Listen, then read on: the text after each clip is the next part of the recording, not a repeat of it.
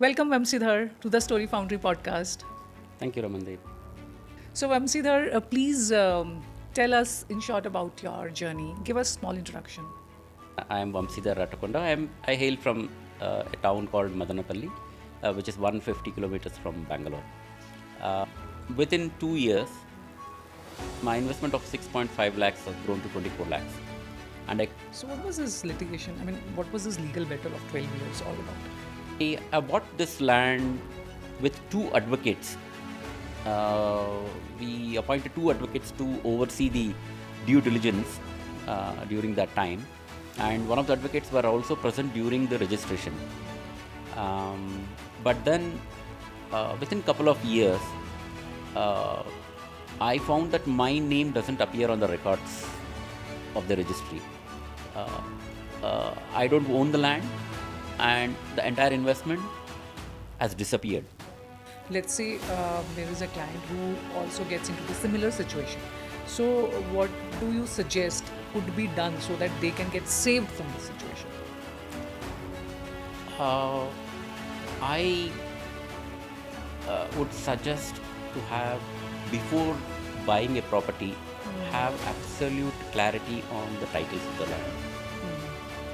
Um, What all due diligence is being taken into consideration while starting with this journey? as I mentioned, title from the origin, whenever it could be 100 years before, or it could be 60 years, whatever time, you need to get to the origin of that title.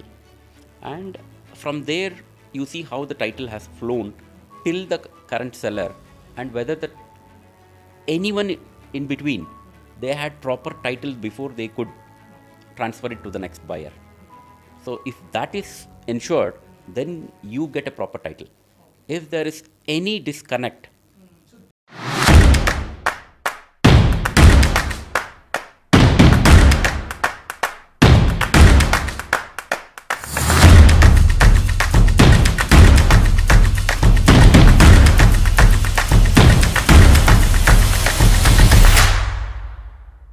What if the 12 years you spent in the legal battle warrant a loss, but the ultimate insurance policy for our future investors? Today, I sit with Vamsidhar Rattakonda, a man who lost it all in the legal battle and only to build a portfolio that's grown 500% in the last 8 years. With Bengaluru's Blue Line Metro just months away from its first airport run, and GCCs now leasing a record 12 million square feet in North Bengaluru alone, the stakes have never been higher. Is the airport corridor still a gold mine? Or are we in the last 90-day window before the prices decouple from reality? Vamsidhar is here to give us the guide map to the 2026 North Bengaluru explosion. No fluff, no sales pitch, just the hard truth from a man who survived the fire. Welcome, Vamsidhar, to the Story Foundry podcast. thank you, Ramandeep. So, Vamsidhar, please tell us in short about your journey. Give us a small introduction. Uh, yeah, as you introduced, I am Vamsidhar Rattakonda. I hail from a town called Madanapalli, which is 150 kilometers from Bangalore.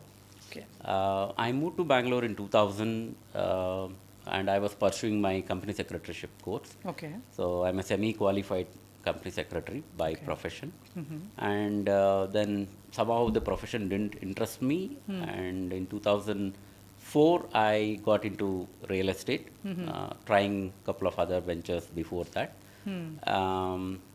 because real estate was booming and there were many in our family who were into real estate. So, and that is how I got attracted to the industry. That's how my journey started. And the first one was in 2004. Within 2 years, my investment of 6.5 lakhs has grown to 24 lakhs.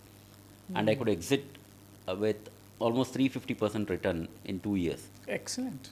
So that was my first experience with the real estate industry.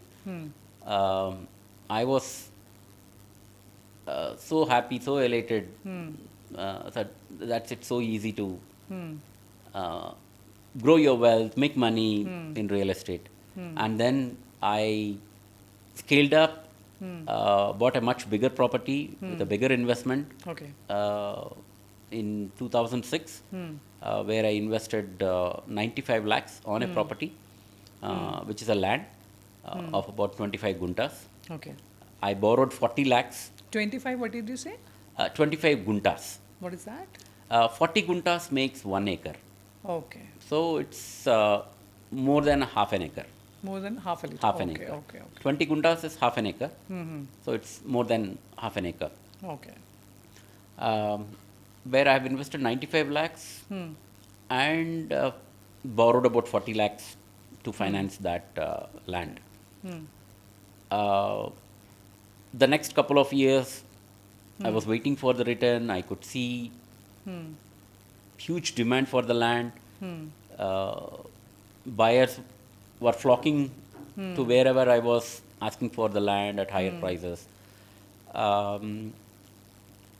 But I didn't give it away. I was expecting much higher returns. Okay. I didn't know what to do at that time. I was relatively new to the industry. And that is when a litigation stuck. Okay. I got stuck by a litigation. So what was this litigation? I mean, what was this legal battle of 12 years all about? Just tell us in detail. Yeah, I bought this land with two advocates. Okay. We appointed two advocates to oversee the due diligence Okay. during that time, and one of the advocates were also present during the registration. But then, within couple of years, I found that my name doesn't appear on the records Oh, of the registry. okay. That means I don't own the land, and the entire investment has disappeared. Okay. On one side, there was borrowed money that have gone into that investment. So that stuck me hard, and that litigation went for the next 10 years. 10 years. 10 years. 2008 to 2018. So all my investment and the borrowings went into that. Neither I could do anything else, nor I could get out of this. Okay. That is when I was not familiar with the laws of Bengaluru. Okay. At that time, I was relying on some advocates who were not competent to determine whether the land can be purchased or not. Okay. It was a land which was not supposed to be purchased. Okay. But the advocates, both the advocates have given the clearance to go ahead with the purchase. Okay. And then I didn't know any other advocates. I was searching for the right ones to help me get out of this litigation. Then I found the right advocate, and with his help, we fought that in multiple courts. Okay. Eventually, we got a favorable order in 2018 from the Karnataka High Court. The land has returned to me, but that was the worst phase of my life. Okay. I got married in 2007, then had children, no income for the next 12 years, was in a rent house where I was not even able to pay rent. And for the first time, I'm revealing here that for not paying the full lease amount, I was asked to leave the premises within 1 month. So I had to shift the house as well, where I was not in a position to pay the lease amount. So that was the situation. But the learning was hard, learning was real. With all the experience, I restarted in 2018 by researching for more than a year. I identified a location which is the right location for where my investment is safe Okay. and growth is assured. Uh, by then, I have lost 75% of my ancestral property as well Okay. because of this litigation. The interest cost that I had to pay. Um, so I was virtually left with last 25% of the assets. We come from upper middle class family. Okay. We were landlords, where my grandfather, father, they bought lands and they were cultivating it for decades, and we had to sell those lands Okay. because of compulsions, financial necessities. So that was the situation, and where the share of my property, I've lost 75% of that. And with the last 25% that are left with, I had to sell that last 25% and brought that investment and restarted my journey in 2018. 2018. 2018, I restarted again, investing in this particular area, which is between north and east part of Bangalore. So that's how I restarted my real estate journey. So, when you mention about your 12 years legal battle, so how do you tell your clients that's this kind of a battle acts as an insurance policy? Let's say there is a client who also gets into the similar situation. So, what do you suggest could be done so that they can get saved from this situation? I would suggest to have, before buying a property, have absolute clarity on the titles of the land. Titles, explain what is titles of the land. Title is the ownership document Okay. that you get. So ensure that the seller who is selling it to you has the proper title. Right. Not just the seller who is selling it, but go back till the origin where it started, where the title originated from. Right. This was one of the mistakes that we had done. Later, I found that the advocates that I had engaged in 2006, they looked only documents for the last 25 years. Okay. That was a huge mistake. If we had gone from the origin, we would have identified that this land is not meant, the seller do not have the title to transfer it to us. Right. So, so always ensure that you go to the origin of the title. That's the first step that you start with. Okay. And what all other things, like let's say you mentioned about the documentation, and what all due diligence is being taken into consideration while starting with this journey? Yeah, as I mentioned, title from the origin, whenever it could be. It could be 100 years before, or it could be 60 years, whatever time. You need to get to the origin of that title. Okay. And from there, you see how the title has flown till the current seller, and whether the anyone in between, they had proper titles before they could Okay. transfer it to the next buyer. So if that is ensured, then you get a proper title. Okay. If there is any disconnect So disconnect. anywhere at any point in time Okay. during that entire 100 years, 60 years, 40 years, whatever is that duration, if there is any disconnect, then you are in trouble. So share any example of any disconnect which has happened? In my particular instance, the land was granted by the Mysore Maharaja. Then it was in 1930s, Okay. 1931. The land was given to certain sections of the society, and which, without government permission, those lands cannot be sold. Okay. But whereas in 1956, the then owner has transferred it to someone else without obtaining the government permission. Okay. And from there, the Their titles, the property changed hands over time. There were several buyers in between who came in, Okay. and we were the last buyers of that particular piece of land. Okay. So that when in 1956 the seller, he didn't had the title to transfer it. Okay. When he doesn't have the title and when he has transferred the title, so all the subsequent transactions becomes null and void, becomes invalid. Okay. So in that And there are case- specific acts which prohibits that, Okay. and that's very stringent. Okay. Though the act came in much later, it has a retrospective effect as well. Okay. Got it.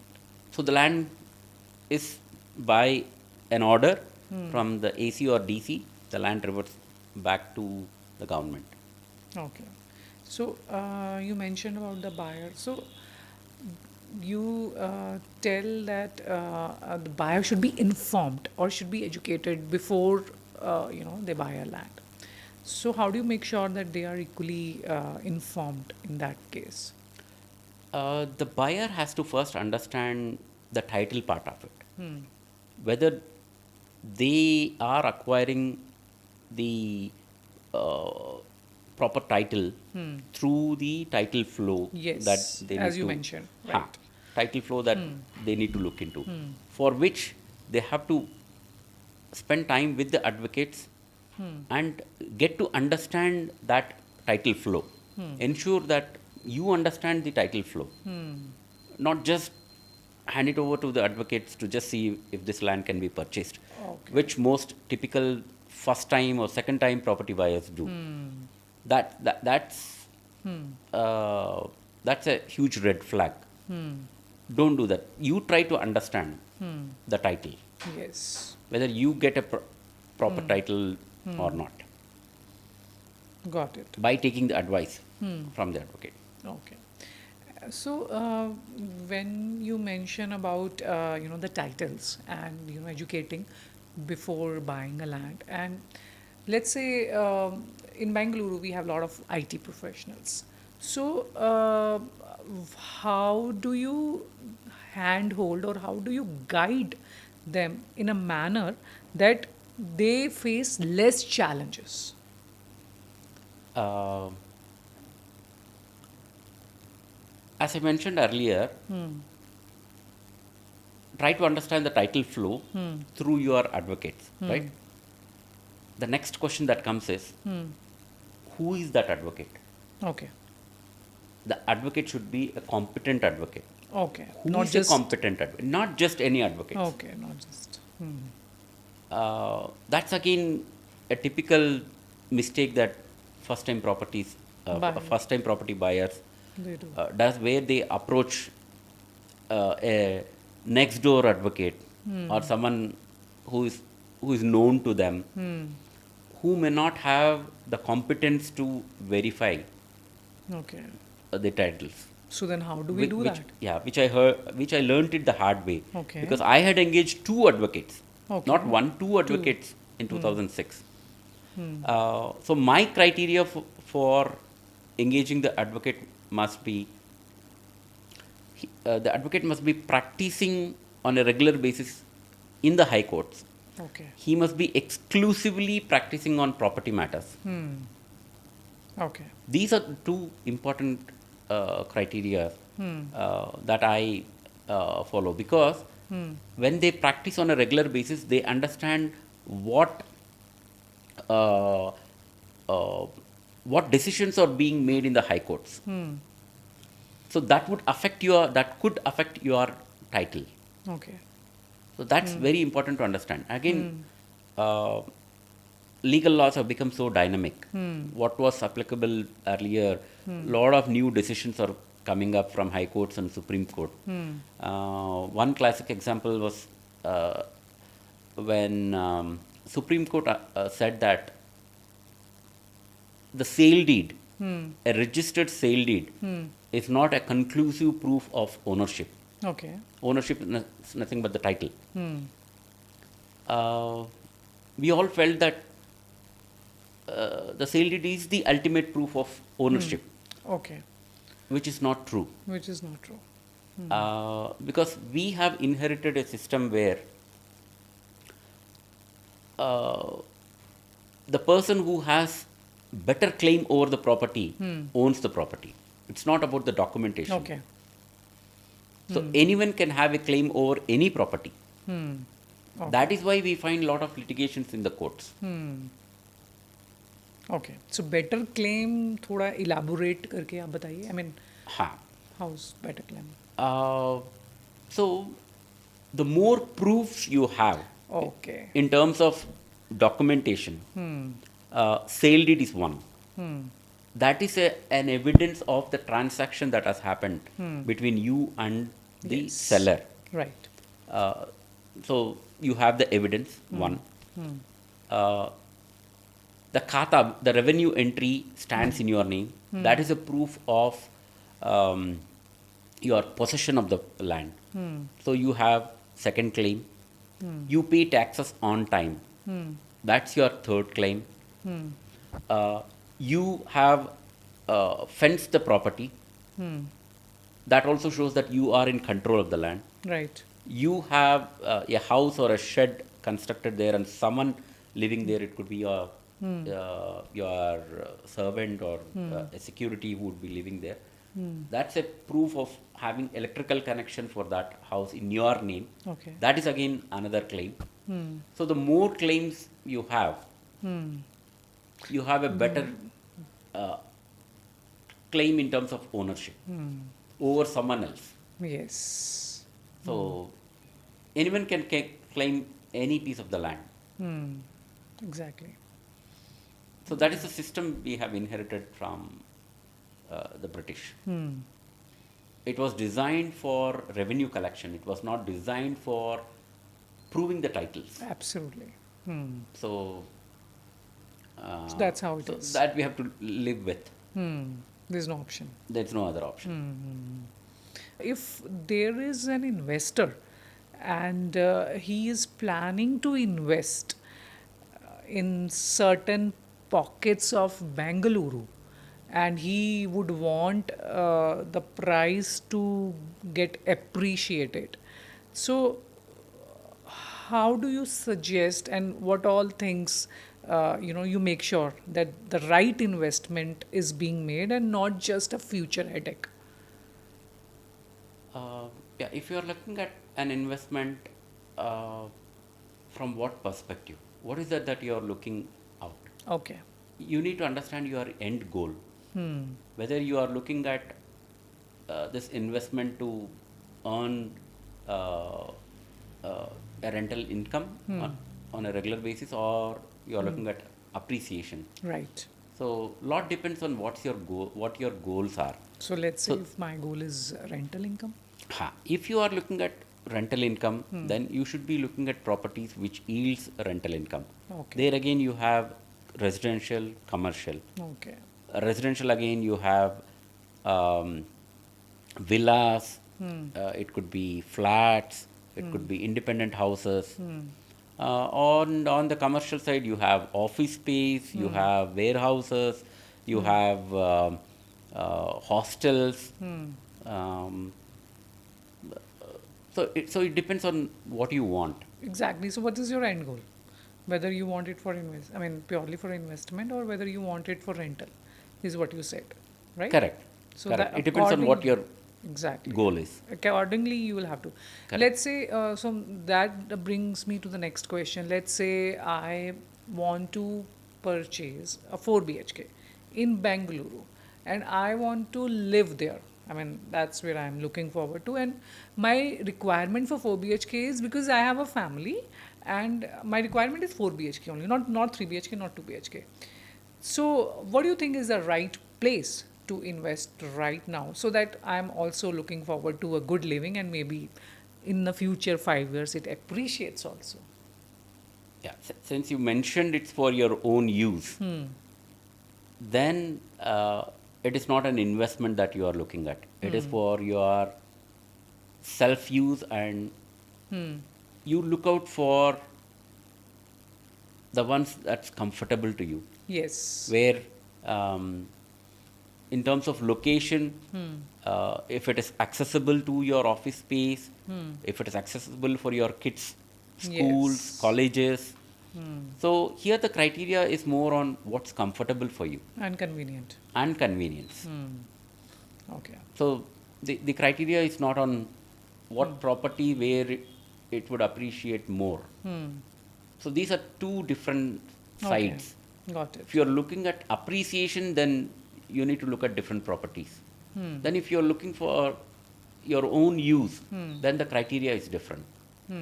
Pricing doesn't matter uh, if you are looking for your own use. It's more of comfort and convenience because you are using the property. Yes. So rest things would come later. So first and foremost, your whether you are going to stay there, it's your convenience and comfort. Correct. And after that, other things would fall. Correct. If you are going to convert the convenience into a future kind of a investment Correct. or not. Correct. Got it. So Bengaluru has recorded over 12 million square feet of GCC leasing over the last year. And for a plot investor, why is office leasing data a more accurate predictor of appreciation than residential sales? Um Growth in terms of office space is a leading indicator of what residential property prices are going to be in the near future. Okay. Why I would say leading indicator is office when office space comes up, employment gets generated. Yes. When people start living there, the demand for housing grows. When the demand for housing grows, the property prices goes up. So that's one of the leading indicators of where the property would rise. So in that case, घर लेना चाहिए या land buy करना चाहिए? From that point of view, land makes a lot of sense. Yeah. So explain. Um, Most of these GCCs, particularly in Bangalore, it's dominated in North Bangalore, Okay. where Devanali is said to be the second Bangalore, near the airport. So where a lot of office space is being coming up, being occupied, a lot of employment is getting generated. So this is the area, this is considered as one of the growing areas. Right. Right now, North Bangalore is dominating in terms of demand. Uh, in the last couple of years, property prices have significantly gone up in this region. Okay. And you will still find lands on the periphery of these within 10 to 15 kilometers Okay. from Devanali, where you find particularly regions which is meant for residential purpose, because government has earmarked zones Okay. which is meant for industries, the areas meant for residential. Okay. So the yellow zone which I am talking about, these are the zones where the demand for housing is going to grow significantly in the coming years. Okay. Second Bengaluru you mentioned. I mean, there comes my immediate question to you is about STRR catalyst. So the satellite town ring road is creating, as you said, is second Bengaluru. So how does this massive loop change the value of peripheral land in Doda Ballapur? Doddaballapur. Doda Ballapur. In Doda Ballapur and Hoskote. So Doddaballapur is on the national highway connecting Bangalore and Chennai, Okay. and Doddaballapur is on the other side of the Devanali road. Devanali is on Bangalore Hyderabad national highway, and then towards east it's Bangalore Chennai, Okay. and towards west is Doddaballapur. Okay. So now the STRR road connects the national highways until the Bangalore Bombay highway as well Okay. at Dabaspet. So this connectivity has improved seamless movement of vehicles. Excellent. So these are new areas that's going to uh, grow and is in demand because of the infrastructure growth. Infrastructure. Yeah, from Devnalli you can reach Hoskote in 15 minutes now, which used to take 40 minutes, 45 minutes earlier. 40 minutes to 15 minutes. 15 minutes is a Yes. way too much saving of time. Absolutely. So that So is this STRR kind of express highways connecting these national highways. So that's a kind of game changer. This is where a lot of future development is going to come up along these corridors. okay. Excellent. So if a professional has capital today, how would you rank Yelahanka, Devanhalli and IVC Road for the 5-year exit strategy? Like where to invest and then where to exit in a Okay. 5-year. Then again, it depends on what kind of an investor you are. What is your end goal? What is that you are looking at? If you have a significant capital, say 3 to 5 or 7 crores, and looking at rental yield, then you should consider Yelahanka. Okay. Lot of parks have already come up. Employment is getting generated. Connectivity to the airport and the city. So that's driving the demand in Yelahanka. It's already a self-sustained satellite town Okay. where one can invest on even a small piece of land, construct, and can start fetching a rental income straight Okay. away. So Very if you are nice. looking at rent yielding properties, then Yelahanka would be the right place. Okay.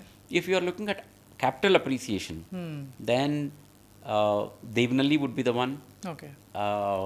and which has the potential to generate rental income in the near future. Okay. If you are looking at a place where you can live in North Bangalore, close to the airport, then you can consider IVC Road. So then what do you see the under the radar pockets? So let's say there are some big name areas like Shettigere and Bangalore, Bagaluru.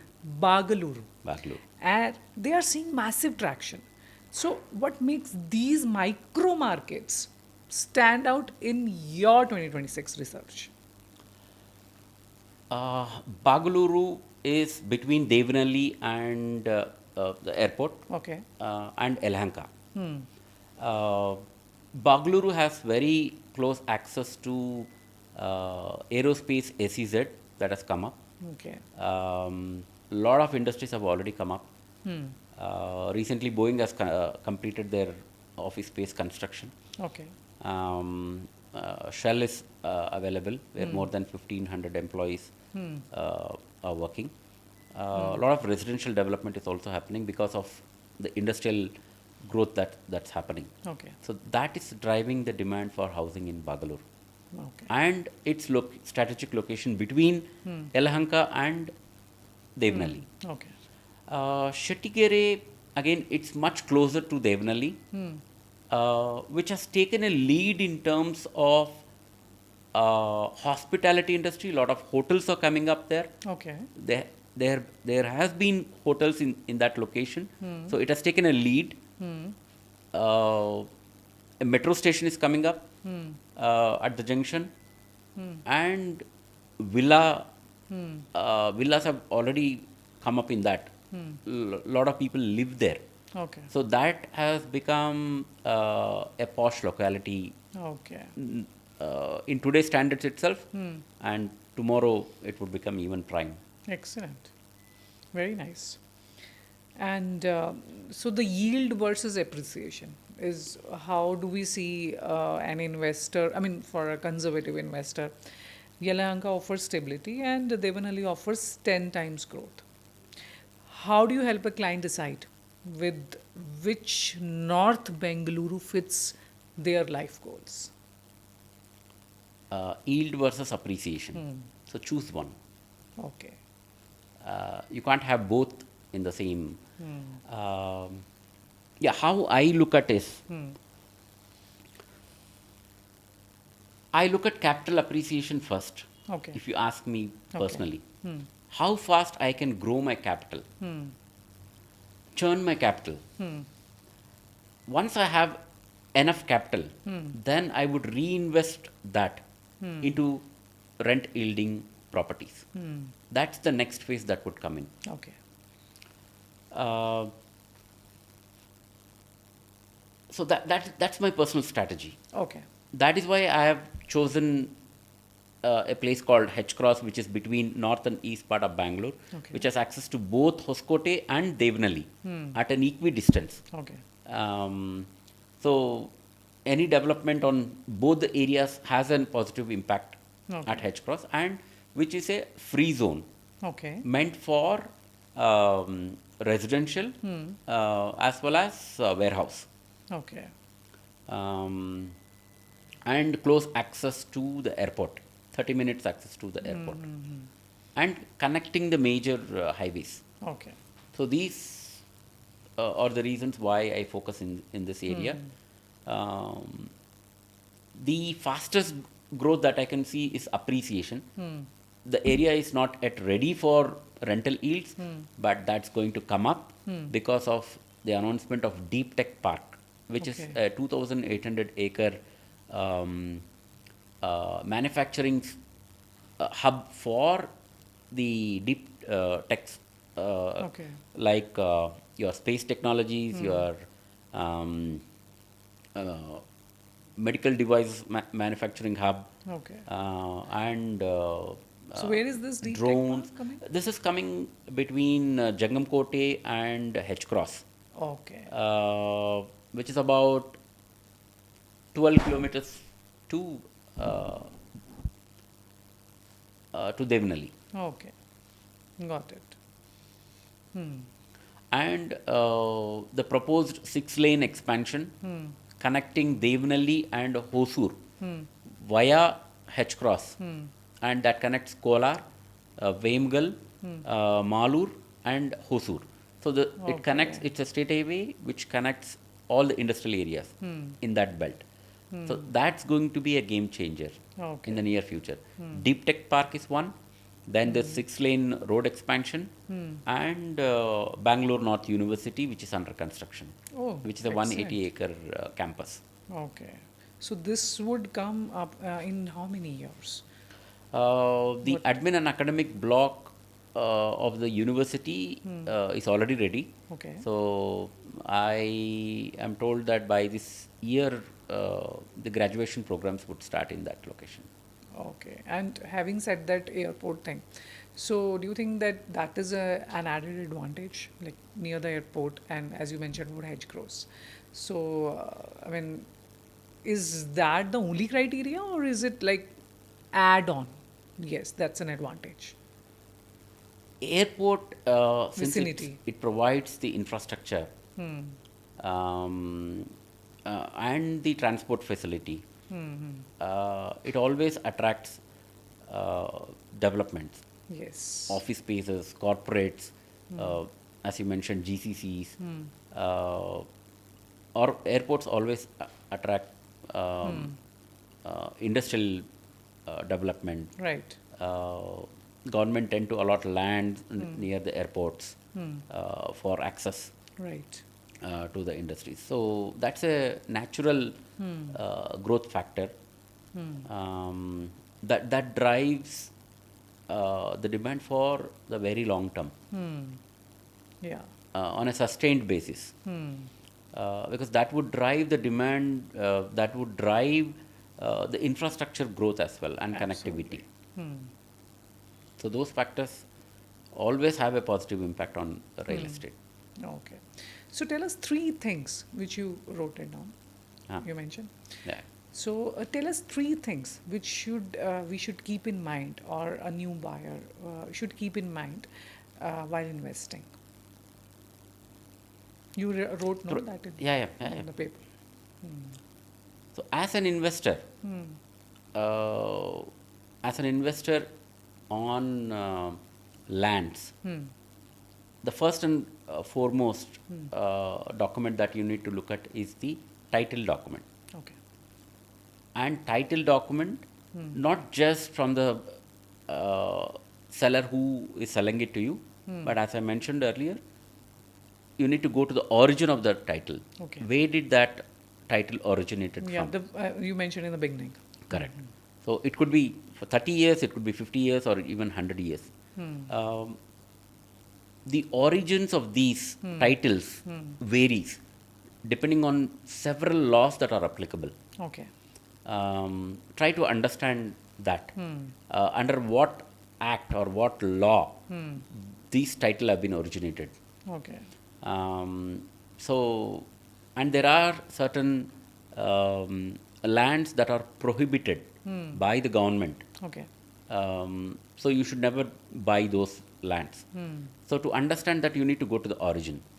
So the first document that you need to check is the title document, Title document. and the entire chain of titles going till the origin. So that you need to check. The second most important document that you need to check, if there are any government regulations Okay. that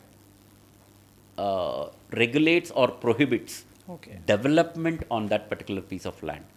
Like for example, government earmarks certain lands for development, certain lands for greenery, certain land for industries, certain land for commercial development. So you need to understand what zone does your land that you propose to buy falls under. You want to construct a residential apartment, but you would have bought a land in greenbelt. So if you then you don't get the permission to construct, then you have invested on a wrong piece of land. Then your goal again goes for a toss. Wrong choice. Wrong choice. So you need to understand the applicable government regulations on that particular piece of land. Yeah. And third? And there could be revenue litigations also connected with that. Okay. So that also you need to check. The third criteria is whether the seller has absolute possession of the land. Okay. There are a lot of issues that could arise with regard to the possession, starting from access to the property. It could be boundary disputes. Okay. That is why it's always recommended to fence or compound the land that before you register. Okay. You compound the land first, so that if there are any litigations that would crop up, or if there are any boundary issues that can crop up, Okay. if there are access issues, you might have an absolute clear title of the land, but if there is no access to the property, there could be what seem to be an access, but if you go in depth, you may understand that the property may not have official access. Yes. Then again, you have to struggle getting an access to that land. Right. So these are the three absolute necessaries before you could. Yeah. So title, first and foremost, title, title. then government regulations, Government and the access. zoning and access. Yeah. Very nice. Possession. So here we come to the last segment, which is the rapid fire round, where I'll be asking you questions, and you'll have to be quick. Sure. Okay. So are you ready? Yes. So plots or villas for 2026? Any day plots. Plots. Any day plots. Tell why. Because plots appreciates faster than villas. Excellent. Because plot can be put into multiple use, whereas villa can only be used. Okay. You can't convert villa into multiple uses, except occupying it. Yes. Makes sense. Makes complete sense. So North Bengaluru or Sarjapur Road for ROI? In terms of ROI, Sarjapur has already grown, but still there is potential. But it's already priced in. All the growth has already been priced in. Okay. Unlike North Bangalore, so my preference is North Bangalore. Not. Okay. The biggest red flag in the sale deed? The biggest red flag in a sale deed, apart from the schedule. Schedule is the most important, ensuring that the the property that you are acquiring, the survey numbers, the property khata numbers, and the boundaries exactly match with the property. That's the most important criteria. But what buyers tend to ignore is the recitals of the title, Okay. which shows the title flow from the origin Okay. till the last seller. Okay. That shows, if that is ensured in the sale deed, it shows that you have a proper flow of title. You are ensuring that you have a proper flow, and you can always refer to that. That Okay. is, most buyers ignore that part. And that's quite important actually. Absolutely. So Devanhalli, buy and hold or buy and build? It has come to a stage where you can buy and build. It's very near, Very nice. very near to where you can buy and build and start getting rental yields. So one book which every real estate investor must read. I haven't found any good real estate book for the Indian markets. Okay. But as an investor, Rich Dad and Poor Dad to start with. Oh yes, the active and the passive income. Yeah. Then I think regarding the Indian market, you should write a book. I am. I have the title also ready, Okay. which is something on the similar lines where before buying a property, Yes. you should get to know what you need to know before you Absolutely. Makes buy a sense. property in Bangalore. So that's the one that I'm Okay. working on. Okay. So the most underrated infra project in Bengaluru right now. Most underrated. I would say STRR. STRR. Okay. STRR. Prices are okay. That is where the next growth one can see because of the excellent connectivity. Okay. Excellent. That's our second Bengaluru. Second Bengaluru is Devnalli. Okay. Again, Devnalli is connected by STRR to all the national highways. Okay. So STRR is the most underrated infra Correct. project as per you. So in one sentence, what is the Vamsidhar standard of due diligence? Or maybe your framework? Legal clarity is one, and anticipate potential problems or issues. Okay. Who could have a claim over the property? As I mentioned, anyone can have a claim over the property. It could be family members, it could be adjacent property owners.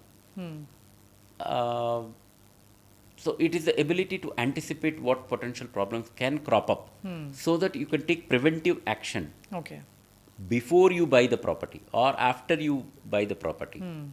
So that ensures that you have seamless possession and no issues with the property. Okay. So that comes to the end of the episode, and what wonderful insights provided by you, starting from your legal battle and how you carried forward with so much of audacity, and how you started again, and I mean, your journey of full of twists and turns, but although it was not so good in the beginning, but eventually it took a different direction. And when it comes to buying a plot or buying a house, how to decide, and what are the future pockets, where to invest, and working professionals where they should be eyeing, and a futuristic approach given by you has been an added advantage to this episode.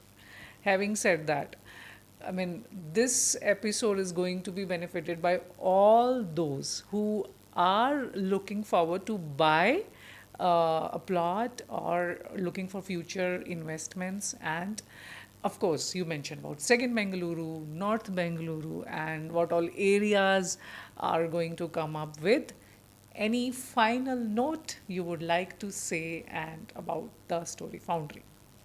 Uh, yeah, based on my experience and the journey, I have decided to help working professionals who are busy with their schedules. What I have observed is most of the first time property buyers get into trouble. Like my investment, my second investment went wrong. So this has been the journey of most investors, including working professionals, um, where their first one or two investments goes wrong, and that have a very lasting impact on their uh, financial situation, their situation as well. Um, uh, so I have started uh, giving them small stakes in my project so they understand how plotted development or land development ensures that there is a steady growth in the capital that you invest on the land. Okay. Uh, so that has been my mission now to help working professionals make consistent growth of their capital by giving them stakes in the projects so that they become profitable from the first Yes. investment itself, so that they avoid mistakes or the pitfalls that typically happens during the first investment. Excellent. And one note you would like to give to the Story Foundry podcast? Story. Story Foundry podcast. One note, ending note you would like to give. Okay. I should thank Ramandeep for the excellent conversation and bringing out how my personal experience as a retail investor turned into a retail developer, land developer.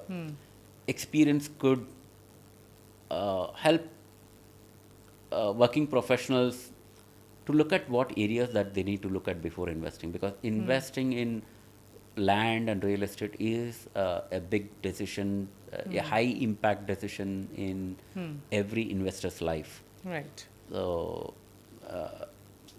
and it has impacted me. um, so I do not want anyone else to go through the same that I had gone through. So, and I should thank you for bringing that out to the audience. And I'm available for any help or assistance if anyone would like to approach Absolutely. for guidance. Thank you so much, everyone, for watching this episode. And for those who are looking for forward to investment, who are confused where to buy, and particularly the right choice between plot and buying a house, especially for working professionals, Vamsidhar Rattakonda is the go-to person. And the kind of due diligence and the kind of groundwork he has been doing is an eye opener that things can go wrong also when not done in the right manner, which is where Vamsidhar Rattakonda comes as a guide map for those who do not get astray. So, viewers and all the folks who are watching this episode, this is a big takeaway and a learning. And do reach out to Vamsidhar Rattakonda for any of the suggestions and any of the help which is required. So, thank you so much for watching the episode, and do subscribe. And looking forward to yet another episode. Thank you, Vamsidhar.